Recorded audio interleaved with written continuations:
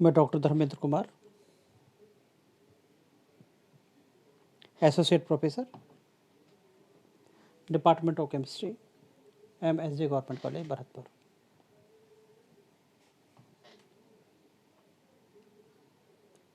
Chemistry के विभिन्न topics की श्रृंखला में आज हम अध्ययन करेंगे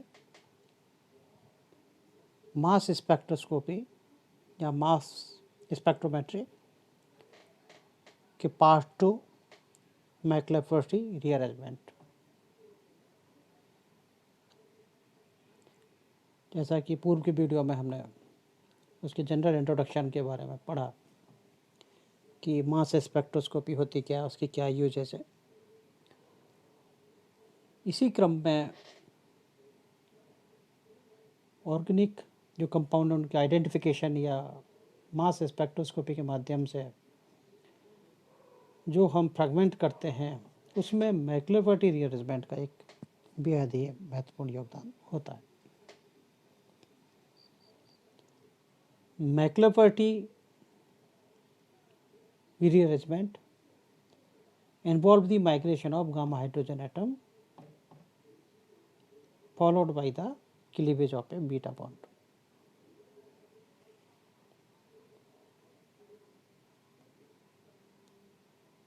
इस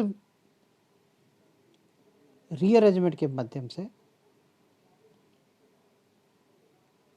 एक न्यूट्रल मॉलिक्यूल का एलिमिनेशन होता है from aldehyde, ketone, amines, unsaturated compounds, substituted aromatic compounds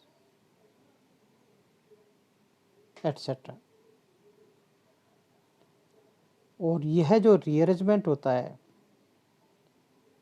यह प्रोसीड होता है एक स्टेरिकली हिंटर्ड 6 मेंबर ट्रांजिशन स्टेट के। जैसे यहाँ एक एग्जाम्पल हम लेके चल रहे हैं, जैसे कीटोन का एक एग्जाम्पल है, तो इसमें हम देख पा रहे हैं कि जैसे स्टार्टिंग जैसे कीटोन है और इसमें मैक्लेफर्टी रीअरेंजमेंट हो रहा है। तो सबसे पहले तो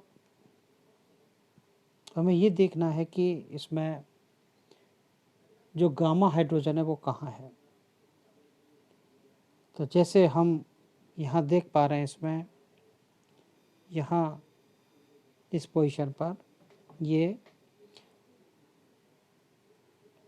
गामा हाइड्रोजन एटम बैठता है और इसके बाद हम देख पा रहे हैं कि इसमें बीटा बॉन्ड का ब्रेक हो जाता है।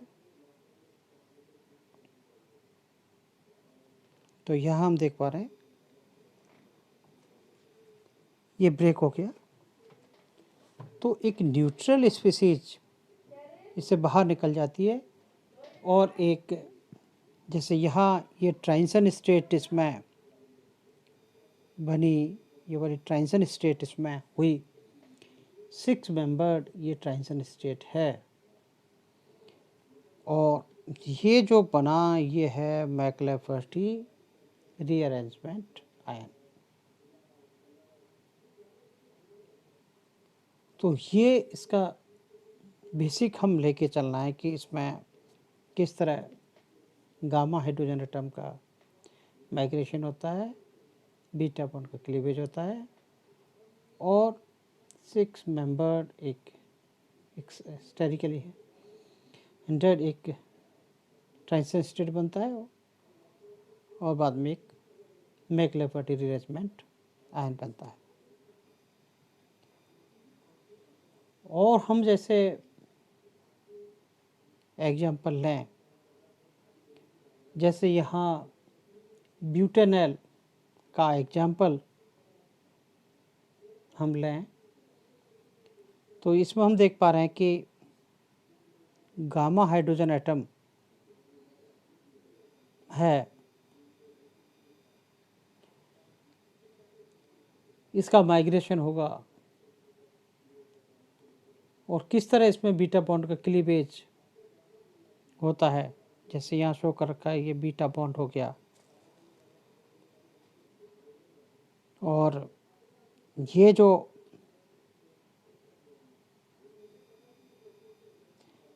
मैक्लेपर्टी रीअरेंजमेंट आयन बना, जिसका M/E44 यहाँ शो हो रहा है, और ये एक न्यूट्रल स्पीसीज एथीन इससे एलिमिनेट हो जाती है। तो इस तरह ब्यूटेनॉल का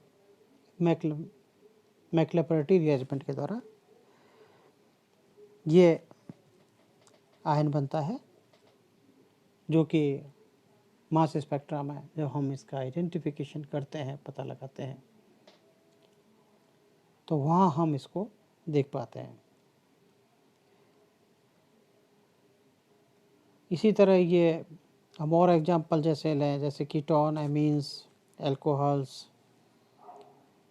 यानी कि एक लंबी श्रृंखला है ऑर्गेनिक कंपाउंड की, जिनमें कि गामा हाइड्रोजन एटम होता है, तो वो मैक्लेपर्टी रीअरेंजमेंट आयन बनाते हैं। और ये जो आयन्स बनते हैं, इनको हम आसानी से डिटेक्ट कर लेते हैं। इसी तरह हम आगे देखें और एग्जाम्पल्स इसमें लें, जैसे यहाँ ये 1 पेंटीन का एग्जाम्पल हमने लिया, तो यहाँ आसानी से हम देख पा रहे हैं कि इसमें गामा जो हाइड्रोजन एटम है, इसका माइग्रेशन होता है, बीटा बॉन्ड का ब्रेक हो जाता है, और इस तरह एक न्यूट्रल स्पीसीज बन जाती है और एक मैक्लेपर्टी रीअरेंजमेंट आयन बनता है, और इसकी M/E जैसे 42 इसका हुआ। इसी तरह एक दूसरा कीटोन भी हम लें,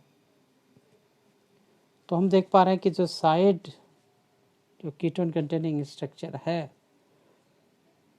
उसमें किस तरह, जैसे ये हाइड्रोजन गामा हाइड्रोजन एटम हुआ और इसका माइग्रेशन हुआ और बीटा बॉन्ड का ब्रेक हो जाता है, तो एक न्यूट्रल स्पीसीज का फॉर्मेशन हुआ और दूसरा एक मैक्लेपर्टी रीअरेंजमेंट आयन बना। इसी तरह जैसे नीचे एग्जाम्पल हम एन प्रोपिल बेंजीन कर लें, तो इसमें हम आसानी से देख पा रहे हैं कि मैक्लेपर्टी रीअरेंजमेंट आयन किस तरह बनेगा। तो वो जहाँ नीचे हम देख पा रहे हैं कि इसमें ये हाइड्रोजन एटम है, ये गामा हाइड्रोजन एटम है, और किस तरह रिंग का ब्रेक हुआ। तो ये देखिए मैक्लेपर्टी 92 इसका M/E वैल्यूज आया, और CH2 इसकी एक न्यूट्रल स्पीसीज का एलिमिनेशन हुआ।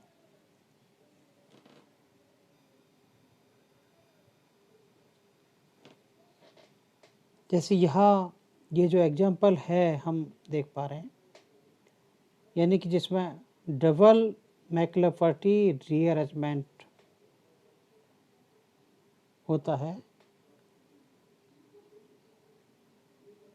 Second hydrogen atom originates exclusively from the gamma position, और एक secondary hydrogen is prepared to a primary hydrogen atom.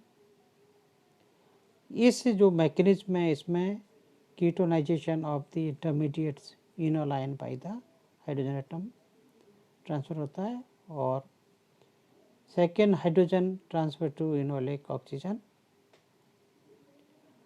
तो इस तरह हेप्टेनॉन का हम देख पा रहे हैं। जैसे यहाँ हम ये एग्जाम्पल लेके चलें, जैसे इसमें गामा हाइड्रोजन एटम लिया इस स्ट्रक्चर में, तो हम देख पा रहे हैं कि इस तरह हाइड्रोजन एटम यहाँ इस ऑक्सीजन के पास आया, बीटा बॉन्ड का ब्रेक हुआ और ये स्ट्रक्चर प्राप्त हुई।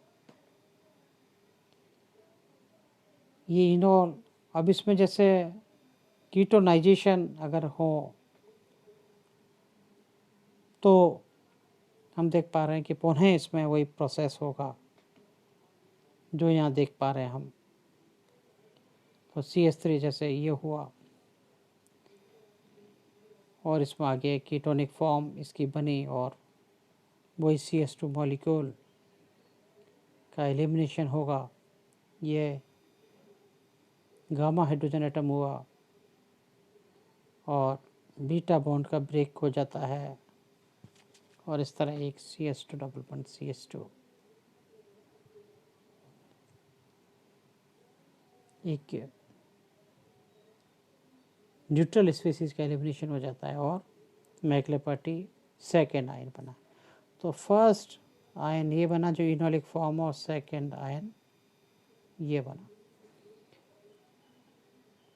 तो इस तरह हम देख पा रहे हैं कि मैक्लेपर्टी रीअरेंजमेंट जो है वो इस मास स्पेक्ट्रोमेट्री में बेहद ही इम्पोर्टेंट रोल प्ले करता है और इसके आधार पर हम ऑर्गेनिक विभिन्न कंपाउंड रहते हैं, इसमें हम फ्रैगमेंटेशन आसानी से कर सकते हैं। ध्यान इसमें यही रखना है कि गामा हाइड्रोजन का माइग्रेशन और बीटा बॉन्ड का क्लीवेज। 6 मेंबर्ड इसमें की एक ट्रांजिशन स्टेट बनती है। तो इसके आधार पर हम ये लेते हैं। आगे हम जब भी इसमें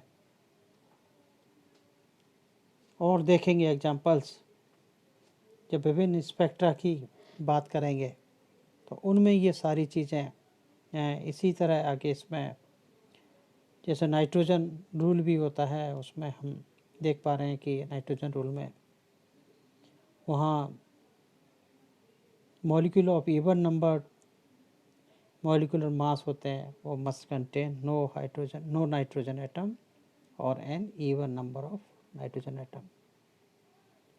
और इसी प्रकार an odd numbered molecular mass required an odd number of nitrogen atoms.